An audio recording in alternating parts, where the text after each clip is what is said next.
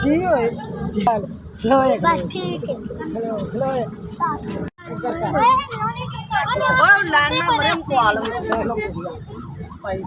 uncle जी चला जा लाली चाह ले चला जा मिल के तन्नू मिल के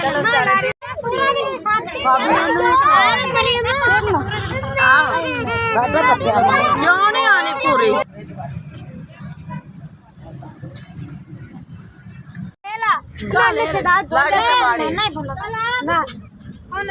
मेरे पुत्र चाह दी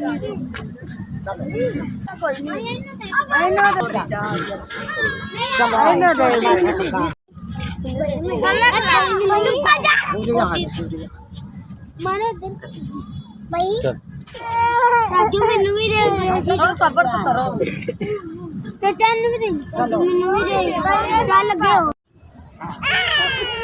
चल ला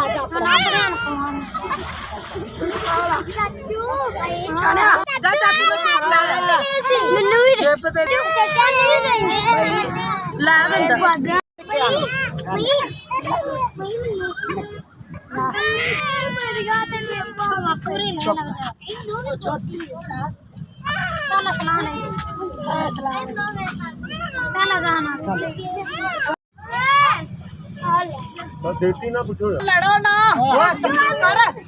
पर एक ही रह गए तो मरते नहीं हम ना नहीं देंगे आ दे